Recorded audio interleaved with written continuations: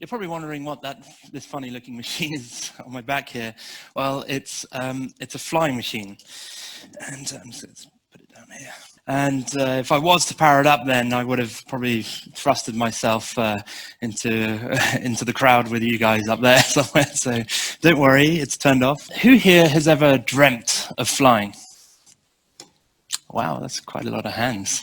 That's pretty good. Those of you, who have will know what an extraordinary experience flying is.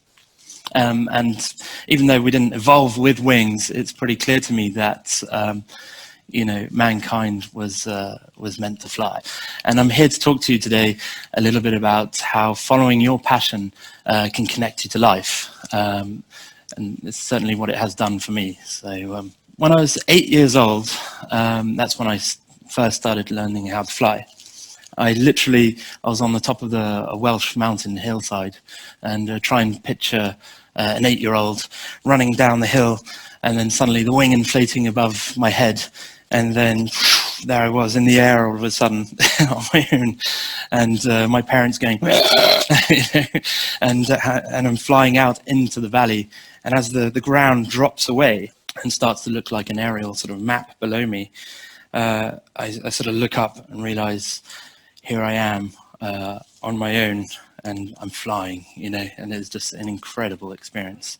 And it totally changed my life from that very first step, from leaving the ground and leaving gravity behind, essentially, and becoming to what we could closest be to a bird, I guess. And it's really an out of this world experience. And of course, when I landed, I was just like, that all sort of came back to me. That really was a pivotal moment in my life. And then I went on after that to do more paragliding. Of course, it's almost like a drug, and like adrenaline was just like, I got to get some more of this, And then I started flying a lot, and walking up mountains and leaping myself, off the hill and going and exploring. I mean, I could fly down a mountain at the hillside and swoop around trees and literally come into land, and it's an invigorating experience. Paragliding is quite an amazing experience. It really allows you to be totally free and use the elements, and that's really important because obviously when you're flying, you really need to know the air currents. You need to hunt for the warm thermals and the turbulence. So you really learn how to read the elements, the clouds, the wind, and navigate yourself around the sky like that. As fun as it is, and as amazing it is, you can have some frights, and I've had a few little frights, especially during the learning stages. We have kind of like what we call wing collapses. And it's not as bad as it sounds, but basically it's when the wing is above your head and perhaps you've just popped out of a thermal, you hit the from rising air, you hit the down shaft of air, and suddenly you get a little collapse like that. Kind of feels like when you're on a swing at the park and suddenly one of the chains goes loose and you sort of unbalance for a second. You might drop a couple of stories while the wing's busy reinflating, and then back to level flight again. It happens very quickly, but that's a collapse, and so that's kind of part of the learning curve. And paragliding, other than that, is a very, even though we have these minor collapses, is actually a very safe sport to get into. Being able to have freedom like that, and a little backpack that can literally just stow away in your car or on your back and walk up a mountain and suddenly be able to fly to the next mountain is really something liberating. Add a motor to the equation, so now you've got a glider and you're going to turn it into a powered aircraft, right? Because now you've got a paramotor on your back, and that just turn everything into total freedom. Paragliding, you're always going down a little bit, so you need to hunt for the rising air currents. But now with a paramotor, I could just literally, I can choose any time of the day to go flying, and I just hit the throttle here, and I've got instant power. I was about 16 when I started to learn how to paramotor, and And then it was a big transition, because all of a sudden I was free from gravity. I could go where I wanted. I could basically fly around into the clouds. I want to go and taste the clouds. Let's go up there. And off we go, fly through the clouds, see what that's like. Okay, and then just go and explore. Basically, it is the motorbike of the sky. Suddenly I could do aerobatics as well, a lot more aerobatics, so I can now sort of use the thrust to propel myself over the wing, and I started to learn all about doing sort of dynamic kind of flying. And that little moment when you come into landing, you just touch the water and then go and land. Now I can do that for miles on end and go ice skating on pristine, clear lakes. So it is ultimate freedom. This is kind of all thanks to my very special parents, who at the time had one of the UK's largest paragliding schools in the Radnorshire Valley in Wales. As a teenager, my father, he was also a passionate aviator, and got into learning how to make hang gliders, and then later on composite gliders, and designing ultralights. And then he went on to paragliding, designing paragliding wings, and then a specific paraglide called the Reflex wing. Now that changed a lot of things for paramotoring. All of a sudden, basically, this Reflex wing added an extra elevator in the wing, so it became super stable. It was kind of like when humans went from riding horseback to cars. It's that big a transition for paramotoring, and it totally changed the sport. And collapses became pretty much a thing of the past, which just allowed us to get on with the flying, which is great. We didn't have to think about those moments anymore. But yeah, some of the experiences I've had, I remember flying into school on my paramotor. So I wake up in the morning, have my cornflakes, and get my paramotor out of the garage, and then go into the nearest field, take off, and fly a couple of valleys to get to school. And I'd arrive there. I remember one instance when I arrived and there was a rugby match going on, because I'd have to land in the school field. That was the only kind of landing area there was. And then I come over and I'd see the match suddenly be, full-on rugby match suddenly get slower and stop. And I come into a landing and I'd be like, shh, landing right by them, and the PE teacher was like, okay, and everybody's looking at me like an alien's just landed on Earth. After that, after I left school, I wanted to get full on into the flying world. I'd seen my father do it all, and I started doing competitions.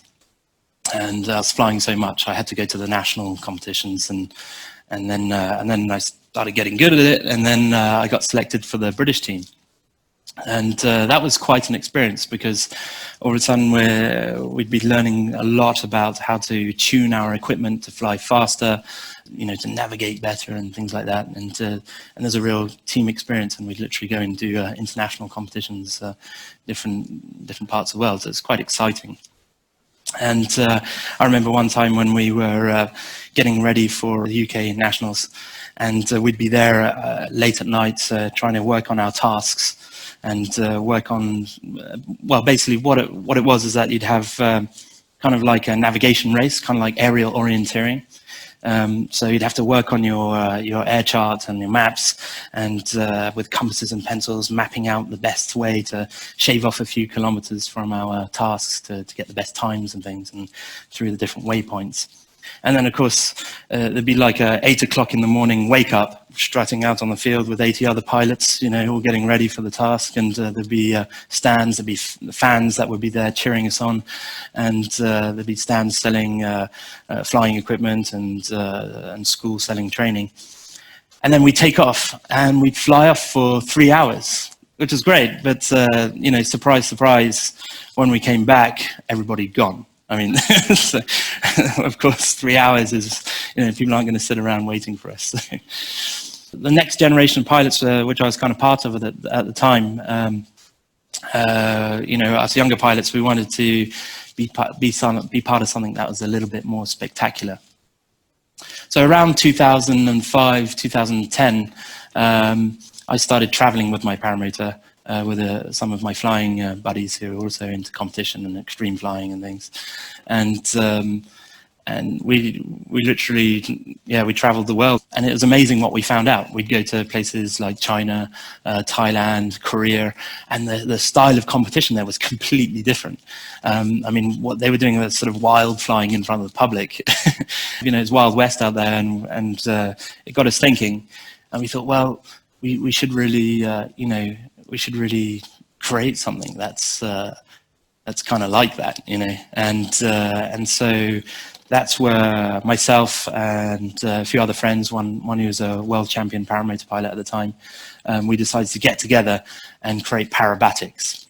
So we wanted to create like a dream team of the cream of the crop, really get the world's best pilots together and race around sort of 12-meter high inflatable pylons basically, and wow the crowds. We do this downtown in the Marina of Dubai. We've been in the French Alps in spectacular locations, in the Tianmen Mountain where they filmed Avatar in China, and in Albuquerque in the Wild West in the USA, and the list is growing. So, and it's all with an aim to bring our passion for flying to the public, to really show them what flying is all about. And now there are more and more people getting into paramotoring, so it's kind of working. I see more schools popping up everywhere. Like around Paris, there are 10 schools just around Paris, because you don't need a mountain, right? So you can just set up a school anywhere, and that's what's going on. So around London, there are like 4 or 5 schools. Near Glasgow, there's a couple of paramotor schools as well, and that number is growing. It's probably around about, we've worked out about 50 to 60,000 active paramotor pilots dotted around the world now. And so this community is just growing and growing, which is great. We've been wondering, what have we made this for? Well, what have we helped create here? What's next? Well, what's in the future of all this? Paramotoring is popular now, and it's on the uprise. And what and the other question is, what about the common threat that we all face? What about climate change? We feel like it's our duty to help, and this is where paramotoring takes a whole new meaning. And this is what the slide is about, which came up a little early, but here it is. Forest scientists basically think that we could be useful in this battle against climate change. And we can be, because we can fly for 3 hours, we're really agile, and we're alive. So the pilots can go out there and become aerial foresters. And this is what Forest Air is about. It's my father and a few other pilots and some of the leading forest scientists who have got together from Kew Gardens and other organizations around the world. So I really believe that Forest Air is going to take off, and our first mission is to go out next month to Brazil, actually, and go and collect treetop blossoms and scoop water from the rivers for DNA analysis, and use multispectrum high-definition cameras to identify the kind of trees that need to be planted, and also what the kind of ecosystem is around these trees. Because right now, forest scientists, they're already using aerial applications. So they're using aircraft, they're using satellite images, and of course drones. And drones have been incredibly useful for these guys, because they're able to get up close and really find out what it's all about, as far as the ecosystem around these trees. We believe that paramotors can be far more useful, because drones are limited in their distance, in their capability of carrying weight. So with paramotors, we can, for example, literally fly out 3 hours into the Amazon and then deploy these mini soft wind drones. So the pilot would go out there and you have this box, and they would all pop out, and then these drones fly along and carpet observe whole parts of the rainforest. And this data can then be recollected and used by foresters, forest scientists, and applied into the fight for climate change. That same application can also be used for reseeding, right? So we could go somewhere and use the paramotor community that's dotted around the world to go to places and start seeding these locations that need our help. This is quite an exciting development that's happening right now. So if you get a chance, do go and check forestair.org and see what it's all about. That child that I still have in me since 8 years old is still here, and I'm really looking forward to flying and and catching blossoms from trees and scooping water from rivers and having good fun. And it's good for me, and I think it's good for all of us. Thank you very much. All right.